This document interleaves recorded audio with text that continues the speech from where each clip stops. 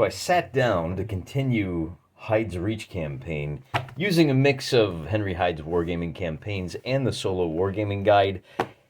And the last episode, we fought out a little bit. Actually, I think it was 2 episodes ago. We fought out a battle using Hell and Microcosm, and we're really leaning heavy into this. It's great for the scale that we've got, which is, of course, kind of at the regimental level. The maneuver units are full battalions, very abstracted, just perfect for what we were doing. But that does make the rest of the campaign a little complicated, so I've been spending a lot of time thinking about how we approached the Hyde's Reach campaign.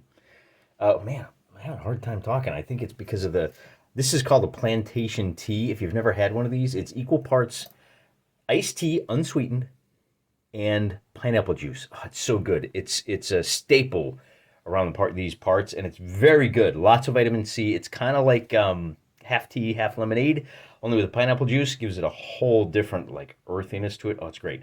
But it does make it hard to talk, so I'm going to have to put that aside. We'll just have to put that aside and finish it later. I reach for my handy notebook. I remember, and I got to tell you guys, I got a little promotion at work. Been doing a lot of business development. It's been really busy. We got a new contract. We're doing gangbusters, working long hours. This is why I pre-record videos 2 to 3 weeks in advance. It's not quite as immediate for you guys, but at least I don't miss an episode. Unfortunately, it's been almost 3 weeks since I've been able to visit the Hyde's Reach campaign. The last thing I remember was organizing the units, and I go and I look, and oh my goodness, this is literally all I have. I have a map, and I have a timeline, and I have the weather that we talked about last time. I cannot find the rest of my notes. I don't know how to deal with this. I might have to go back and rewatch the old episodes, take notes, rewrite everything else. Remember, we did a fun little battle, and we got the Frugford 5 are coming, the cavalry are coming up, and I was like, man, how are we going to do a couple of companies of cavalry with a rule set like this? And I got to thinking, I've really kind of boxed myself in with this campaign. Not really. I've diagnosed the problem. The problem is that with this campaign, because I've zoomed so far out, and I want to run this campaign on a regiment by regiment battle, I've started thinking about it in those terms. And I've gotten away from the kind of loosey-goosey, let's just throw some forces at each other. And I've been doing a little bit too much game design, right? That's the great part about Henry Hyde is what you should really be doing is just taking that high-level political approach, develop some scenarios. Stop worrying so much about whether it's a fair fight and about, who's going to win, lose. Develop the scenario, and then go looking for the rules that will allow you to play that scenario out. One of my favorite channels is Purple Druid. He's one of my bros. He's one of my friends. He runs a great channel, and he's been going back and looking at a lot of the old stuff, a lot of the old masters, and one of the things he's doing right now is a refight of the Battle of Black Castle Blackmoor using some of the older rules. I highly recommend you go check it out because he doesn't stress out about, well, geez, I play with this rule set and I don't know if I can do. He's running the scenario using the rules that they used in 1971. Interesting stuff. And he has kind of and I don't mean this in a negative way. He has kind of a grotty little setup. He uses wooden squares instead of miniatures. Now I'm a miniature wargamer, and I have always been the kind of guy who says things like aesthetics is everything.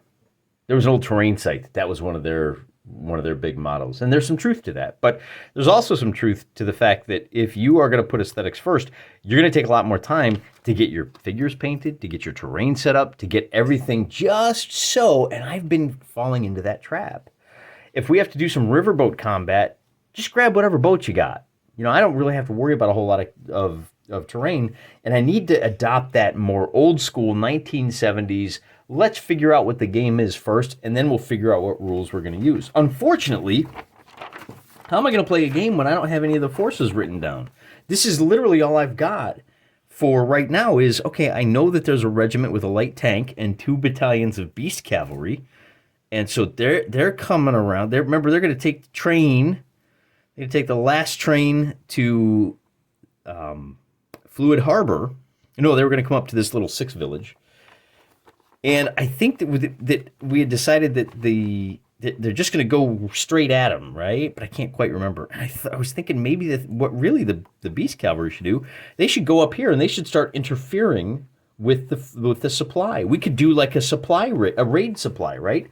Hit the depot, force the Septies up here to pull some forces back.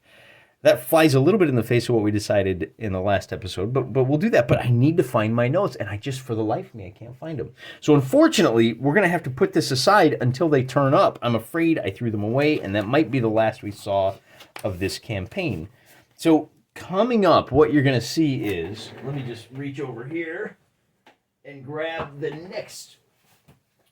Here we go. Hellfire and the Fall of Empire, our paper campaign. I've decided that one of the things that will help. Yeah, see, Biscotti's kind of, she's not impressed either. One of the things that's going to help with a channel, because I'm so pressed for time, I'm not stressed out. I got this, man. This new job, I got it. I'm good at my job. I know what I'm doing. I'm going to continue with we're going to do a little bit of paper campaigning and a little bit of miniature wargaming campaigns. And I'm not going to introduce this too great, but rest assured, I've got a couple of episodes coming up of this campaign. I haven't completely. This is not a red versus blue. What happened to red-handed Helen, where we just kind of abandon it. I mean, it might be, but only time will tell. But I need those notes to show up. I started taking really nice notes, and then my kind of junky ones just blew away. So I am committed, though, with this campaign, Hellfire and the Fall of Empire. It's kind of similar to what we're doing here, but it's a little more regimented. I'm going to take much better notes. We're going to take a little bit more time, and we are going to really step through it and really track our things. It's going to be, I think, even more abstract than this when the rubber meets the road, when we actually get down to the combat. But, you know, that's one of the things I really need to kind of reset and refocus on is that there's a lovely little parade on the cover here, but what if you have your Hellfire and the Fall of Empire? One of the other things, I hadn't really decided on how we're going to do it yet. We've got some airborne. We've got some 7th Cav that can like launch raids deep into the rear, where it'll be the 7th Cav versus whatever militia's nearby. So there's all kinds of like new things that we can learn about wargaming by throwing like wild cards into the mix, but I really need to just kind of knuckle down and do it. So that's the first thing I wanted to mention is that we're going to be doing, 50-50. We're going to be doing some of these more paper campaigns where we don't really have, our battlefields are going to continue to look like this, right? Just arrows on a map. Well, these guys hit these guys, and do they win, do they lose? And we'll be using the same kind of what they call an oracle these days that we learned about in the Solo Wargaming Guide and that Jim Webster talks about. Develop 3 strategies for the good guys, and then develop 3 strategies for the other guys, and then see how those intersect. And that's how we're going to surprise ourselves with new scenarios. Fortunately, Hellfire and the Fall of Empire, a little lower scale than this, so we'll be able to kind of figure things out from there. On the miniature front, I still I'm still not producing any new miniatures. I'm still the One-Eyed Bandit. I'm still waiting to develop the One-Eyed painting skills. So we are going to continue seeing all the old favorites, all the old standbys, guys like this, and we will continue to kind of experiment. I think we're about done with the one-page rules. I understand that recently they released another set of another update to the rule set. Now they're up to 3.4, where they've just kind of tweaked some point costs and tweaked some of the special abilities. I'm not a huge fan of the treadmill. One of the reasons I never really got into the Warhammers is that I was not interested in trying to keep up with the Joneses. And it looks like one-page rules is going to be going that route for the near future. So I'm just going to wait until they have a definitive edition, a hard copy book that I can buy, that this is the version that I play. That's what I'm waiting for. So we're going to stick a fork in those guys. I really like these ogre figures. They got so much personality. Look at this guy with the striped pants. He must be our leader. And when you compare these guys come from this ogre, this troll in particular. We didn't see a whole lot of close-ups of him. Look at him with the big tusks. He looks like one of the river trolls from the Warhammer. They come from the Demon World line. I think I got another striped pants here guy too. Yeah, there's another one with a big axe. A lot of hand weapons. I think I'm an Ogre Kingdoms player at heart. Give me the big boys. Give me a lot of them. I know they're dumb. I don't care. And then how big are these guys compared to, like, let me grab a normal size figure. So let's get a look at the scale. I think this guy is from I don't remember Rebel miniatures maybe, but there's your difference in scale. These ogres really are ogreish. So aside from that, I think we're gonna continue trying to produce at least one miniature battle report per week. We'll continue to do the Hyde's Reach campaign. Actually, it's the Hellfire and the Fall of Empires, and boy, I guess that's about it. The other thing I should mention, I had promised a couple of games of Beyond the Gates of Antares, but now that I've read through it, I don't know that this is my jam. I won this at a convention down in San Diego, and I was glad to do it in the raffle. This is the buy the box set, get the rules. It's a fairly complicated game. I wonder if they have, like, look at all the different terrain issues they've got here. Like, there's just so many of them, and I know you don't have to worry about it all, but each of the figures has a stat line, and what really kind of breaks me, I even went to the extent of building the dice. It's basically bolt action in space, and I even went to the extent of building the dice, but as I sat down to build up my forces, I realized that it's just too hyper-specific. It's far too modern a game design for my tastes.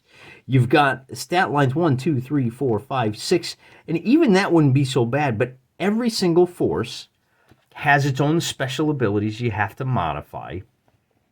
Each force has these like drones that run around and give them extra special abilities.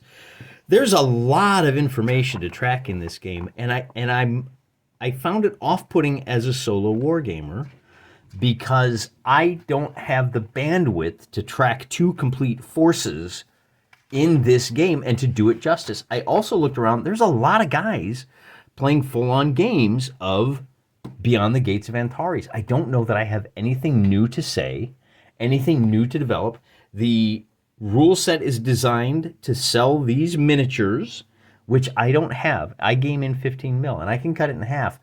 But there's going to be so much. This guy represents that. This guy represents that, which adds another layer of complexity. It's one more darn thing you have to remember before you play this game. So I know I said we'd probably play this early on, but now that I've read through it, I just don't think it's the game for me. I think there's too much to it. I'd like to play some more larger science fiction battles, but again, the only real force I've got for that is it's going to be either dwarves or humans or battlesuit bros, and I really want to wait until I get my Iquin painted. If I get the eye fixed, it's going to be like a week of painting, and then we can do some real serious. I want to do Fubar. It's an old school game that it's free. It's one page. If you can even find it on the internet, I'm sure I can. If I don't have it, some of you guys do. Short video today, just to kind of tell you where my head's at, what's going on, and warn you that things might be slowing down a little bit here. But whenever we sit down at the table, aside from this video, we're going to do our best to bring you the best in miniature wargaming. And so, you know, kind of a low-key update this time. I hope you guys understand. I hope you guys will bear with me as we try to adjust our lifestyle and try to continue squeezing in the best hobby known to mankind, miniature wargaming. Thanks. Appreciate your patience. Again, my apologies. But I really think you're going to like Hellfire and the Fall of Empire. It's a really fascinating solo war game with a lot more structure to it that's going to be a lot more helpful. I went a little overboard on the maps, but you'll see that in upcoming videos. Till next time, guys, I'm praying for you.